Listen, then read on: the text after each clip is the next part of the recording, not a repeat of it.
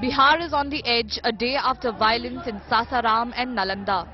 8 people sustained injuries in the clashes while more than 20 have been arrested. The situation in Sasaram remains tense.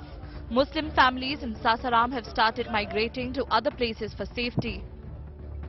Tension continues to simmer in the Sehjalal Peer area of Sasaram in Rohtas district, and you can clearly see in the visuals that this is a house that has been completely vandalized by the irate mob that went on rampage after the Ram Navami Shobha Yatra clashes were reported in the district. In Nalanda, debris of houses that were vandalized are being removed. CCTV visuals show that miscreants looted the houses. Massive security has been deployed. हालात अभी सामान्य हैं। हम लोग पूरे शहर में हमारा फोर्स तैनात है और अभी कहीं कोई टेंशन नहीं है। जो लोग भी उपद्रव किए हैं उनको सभी को पहचान किया गया है। रात में अरेस्टिंग भी हुई है और लोगों की पहचान की जा रही है।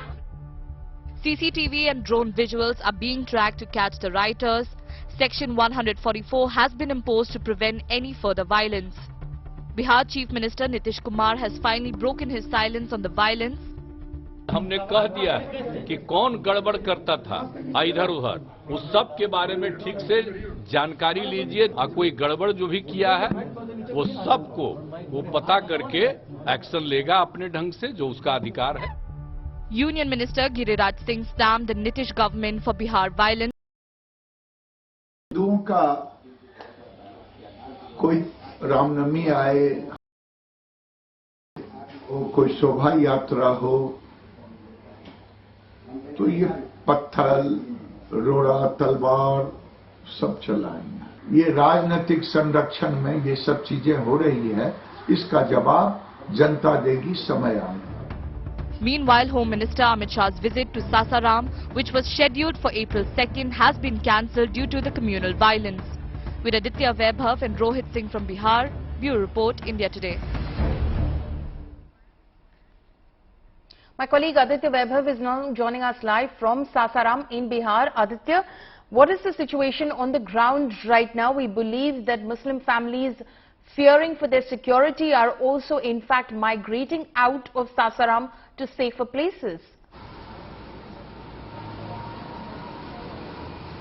Exactly, Paulami. As far as the situation of Sasaram is concerned, of course, tension still prevails, but then no violence has been reported by this day so far. Interesting to note here is the fact that after being, of course, very late as far as the response is concerned, the district police has finally taken up its charge of being a deterrent and was seen doing flag marches in the streets of Sasaram, particularly in the areas that were technically affected by the Ram Navami Shobha Yatra violence. Interesting to note here is the fact that both sides sustained proper damage to property and also have sustained injuries as far as the entire violence incident is concerned. We happen to talk to the Hindu families, we happen to talk to some Muslim families as well. So they have sustained equal damage, and that, of course, those whose houses have been technically damaged and burnt by the vandals in the last day have technically taken refuge into the homes of their near and dear ones staying maybe in the same district or outside.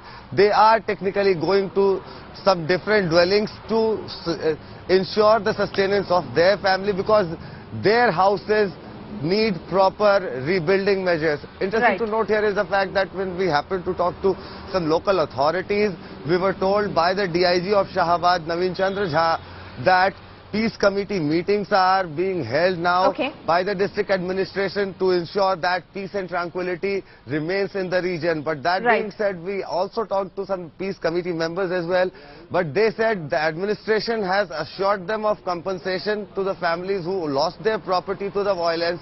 But then, interestingly, no compensation has been received by one single victim by now. So this is something that also so that is what the peace committee members are saying at the moment. Of course, something that the district administration needs to take note of. Aditya, thank you so much for joining us.